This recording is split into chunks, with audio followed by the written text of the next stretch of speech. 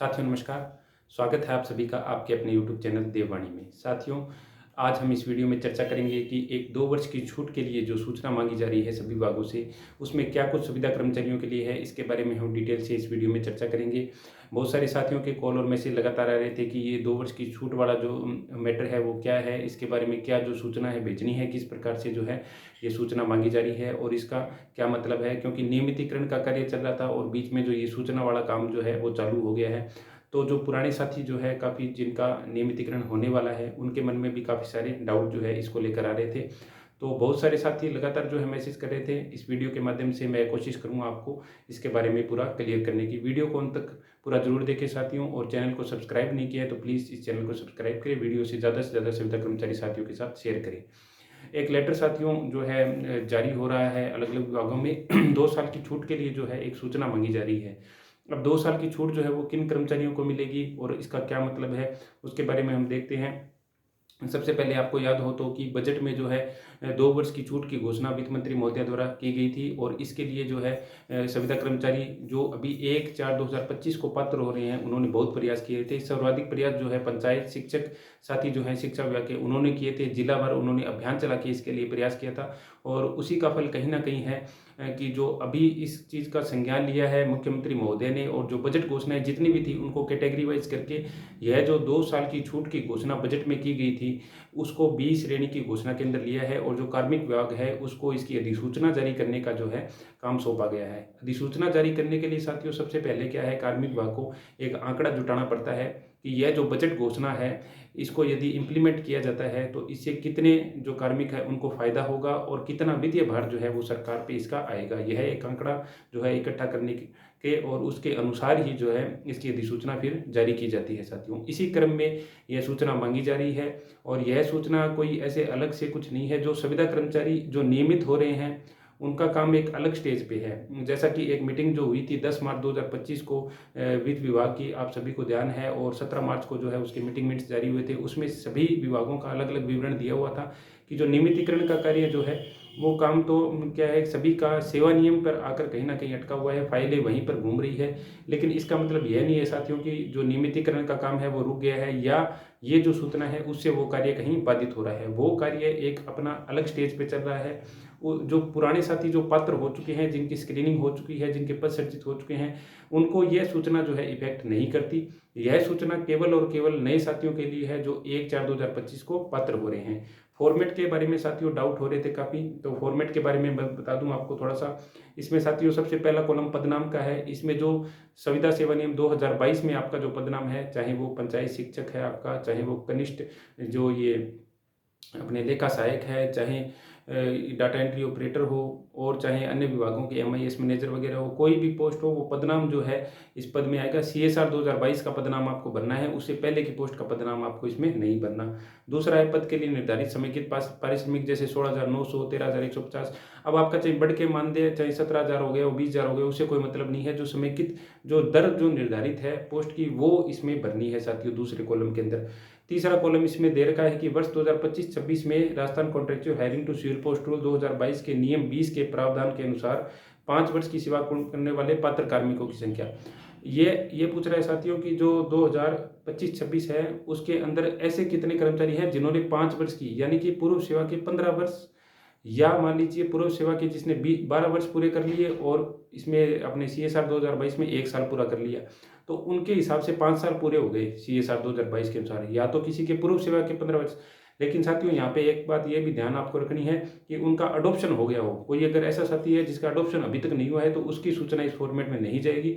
ऐसे साथी जिन सभी का अडॉप्शन हो गया है और उन्होंने पूर्व सेवा के 5 वर्ष, यानी कि पूर्व सेवा के पूरे 15 वर्ष पूरे कर लिए हों, या पूर्व सेवा के 12 वर्ष पूरे कर लिए हो और सीएसआर में उनका 1 वर्ष पूरा हो गया हो, ऐसे जो साथी हैं उनकी सूचना इसमें आएगी। चाहे वो 50-60 जो, और वो भी पदवार सूचना इसमें आएगी।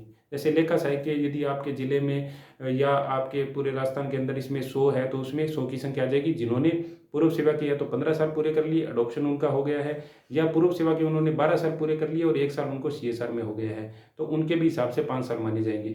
तो उनकी संख्या इसमें आएगी। जो भी संख्या आपकी 45-50 जो भी बनती है वो संख्या इसके अंदर आएगी।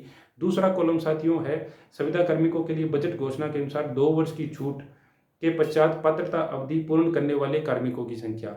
मतलब यदि 2 साल की छूट दी जाती है तो वो जो 5 साल की सर्विस है वो 3 साल की हो जाएगी। तो उसके बाद जो है कितने कार्मिक और इस लिस्ट में शामिल हो जाते हैं नियमितीकरण की लिस्ट में। यदि सरकार 2025-26 में नियमितीकरण करना चाहती है तो कितने कार्मिक और है, कितने लाभान्वित और होंगे, कितने लोग ऐसे होंगे जिनको फायदा मिल जाएगा, ये इस कॉलम में वो कहना चाहता है साथियों। तो इसमें क्या है, एक तो क्या है कॉम्बो प्लान इसमें लगेगा। पूर्व की सेवा है आपको आईएएस पैटर्न के अनुसार काउंट करनी है। मान लीजिए आपकी नियुक्ति तिथि कोई भी हो, मान लीजिए आपकी नियुक्ति तिथि 20 जुलाई 2015 है, तो आपकी जो काउंटिंग है पूर्व सेवा की, पूर्व सेवा में मान लीजिए आपकी 20 जुलाई 2015 है, तो काउंटिंग आपकी 1 अप्रैल 2016 से होगी। चाहे अगस्त में हो, चाहे दिसंबर में हो, चाहे किसी में हो, आपको अगला जो 1 अप्रैल है उससे आपकी सर्विस काउंट करनी है, पहला तो ये। उसके बाद में आप पूरे फाइनेंशियल ईयर गिनिए जब तक आपका अडॉप्शन नहीं हुआ उस वर्ष तक। मान लीजिए आपका अडॉप्शन वर्ष 2023-24 में हुआ है, तो आपको अपनी सर्विस 1 अप्रैल 2023 तक काउंट करनी है। तो साल आप काउंट कर लीजिए। यदि आपको 6 साल से ज़्यादा हो गए तो आपके 2 साल बनेंगे। 3 साल से ज़्यादा हुए या 6 साल से कम है तो आपका 1 साल बनेगा पूर्व सेवा की। तो उस हिसाब से क्या है, पूर्व सेवा का तो आपको आईएएस पैटर्न के अनुसार गिनना है। दूसरा, आपका जो अडॉप्शन हो गया है उसके बाद की जो सर्विस है आपकी, वो आपकी 1 साल के 1 साल गिनी जाएगी, लेकिन वो भी आपको फाइनेंशियल ईयर से गिननी है। मान लीजिए आपका अडॉप्शन दिसंबर में हुआ है और आप सीएसआर में आ गए दिसंबर से, 22 दिसंबर को मान लीजिए, एग्जांपल के लिए आपको बताता हूं कि आपका 22 दिसंबर 2022 को आपका अडॉप्शन हो गया, आपने ज्वाइन कर लिया सीएसआर 2022 में, लेकिन फिर भी आपकी सर्विस जो है वो 1 अप्रैल 2023 से ही काउंट होगी। अगला 1 अप्रैल लेना है आपको। जब आप नॉन सीएसआर की सर्विस काउंट कर रहे हो तो भी आपकी ज्वाइनिंग डेट से आपको अगला 1 अप्रैल लेना है, और अगर सीएसआर की भी काउंट कर रहे हो तो भी आपकी ज्वाइनिंग डेट से आपको अगला 1 अप्रैल ही लेना है, और पूरा फाइनेंशियल ईयर काउंट करना है। यदि आपका एक वित्त वर्ष पूरा होता है सीएसआर में तो वो आपका पूरा 1 साल गिना जाएगा। पंचायत शिक्षक जो साथी हैं उनके शायद 2 वित्त वर्ष पूरे हो गए, और एनएचएम और नरेगा के जो साथी हैं उनका शायद 1-1 वित्तीय वर्ष पूरा हुआ है मेरे हिसाब से। तो यदि किसी के पीछे की पूर्व सेवा के 2 साल बढ़ने हैं आईएएस पैटर्न से और 1 साल अब बढ़ गया तो 2 + 1 3 हो गया, वो भी पात्र हो गया। यदि किसी के पिछली सेवा से 1 बढ़ रहे हैं, जैसे पंचायत शिक्षक साथी हैं उनके पिछली सर्विस से 1 साल बन रहा है, उनकी शायद किसी की 5 साल हो रही है, किसी की 4.5, किसी की 4 साल हो रही, तो वो उनको 3 से तो उनके ज़्यादा हो गए, लेकिन 6 से उनके कम है तो उनका 1 साल काउंट होगा पीछे का, और 2 साल उनके अडॉप्शन के बाद उनके 2 वित्तीय वर्ष पूरे हो गए, तो 1 + 2 3 साल उनके हो गए, वो भी पात्र हो गए साथियों। तो इस प्रकार है। बाकी तो क्या है, अलग अलग ज्वाइनिंग डेट के हिसाब से जो अलग अलग काउंटिंग होगी, तो उनकी संख्या साथियों इसके अंदर आएगी पदवार संख्या, कि आपके जो जिले में है या आपके राजस्थान में जो है कितने लोग 2 साल की छूट देने के बाद 25-26 में पात्र हो जाएंगे साथियों। दूसरा 2026 लिखा आता है तो कई साथी कंफ्यूज होते हैं, लेकिन यहाँ पे 25-26 का मतलब है 1 अप्रैल 2025, मतलब 1 अप्रैल 2025 को इस हिसाब से अगर किसी की सर्विस पूरी हो रही है तो वो ये पूरा जो फाइनेंशियल ईयर 25-26 वाला चल रहा है, इस पूरे फाइनेंशियल ईयर में सरकार जब भी परमानेंट करती है, जब भी कोई भी आपके डॉक्यूमेंट चेक होते हैं या स्क्रीनिंग होती है, तो आप पात्र हो जाओगे। फिर 1 अप्रैल 2025 की स्थिति में आप पात्र हो जाओगे, ये अधिसूचना जारी होते ही। जिनकी सर्विस 3 साल की आईएएस पैटर्न के हिसाब से हो, और मान लीजिए जो सीएसआर के हिसाब से हो, कैसे भी जिनकी पूरी हो रही है, तो वो इसके अंदर उनकी संख्या आएगी। ठीक है साथियों, इस प्रकार ये सिंपल सा फॉर्मेट है, और ये फॉर्मेट जो है जल्दी से जल्दी भिजवाना बहुत जरूरी है, क्योंकि जो 15 जून 2025 जो है वो डेडलाइन जो है मुख्यमंत्री महोदय द्वारा कार्मिक विभाग को दी गई है, ये अधिसूचना इसकी जो है जारी करने के लिए। तो 20 श्रेणी की ये घोषणा इसको शामिल किया गया है, और 15 जून तक जो है एकदम सख्ती से जो है इनको निर्देश दे दिया गया है कि आप इसकी जो है अधिसूचना जारी कर दो। पिछली बार साथियों आपको ध्यान हो कि 24-25 में भी 2 साल की छूट की घोषणा तो हुई थी, लेकिन उसकी अधिसूचना आज दिनांक तक भी जारी नहीं हुई, क्योंकि उस समय इतना प्रेशर नहीं बना था, इतने सारे कार्मिक कोई आ नहीं रहे थे बहुत ज़्यादा उसमें। इस साल जो है अच्छा प्रयास रहा संविदा कर्मचारियों का, इसलिए छूट मिल रही है।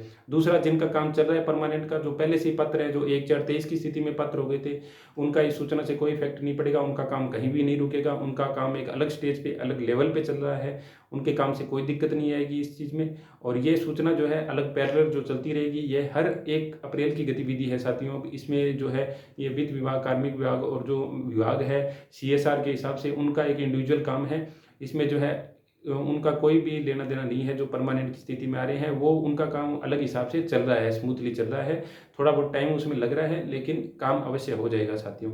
उम्मीद करता हूं साथियों कि आपके काफ़ी डाउट क्लियर होंगे। फिर भी अगर किसी को कोई डाउट हो या किसी को सर्विस की गणना में दिक्कत आ रही हो तो वो मुझे कमेंट करके बता दें, मैं उनको रिप्लाई करने का पूरा प्रयास करूंगा। वीडियो यदि आपको पसंद आए तो इसे लाइक करें, सभी संविदा कर्मचारी साथियों से शेयर करें, संविदा ग्रुपों में शेयर करें, और साथियों जो भी है आप अगर पसंद आता है वीडियो तो कमेंट जरूर करें साथियों।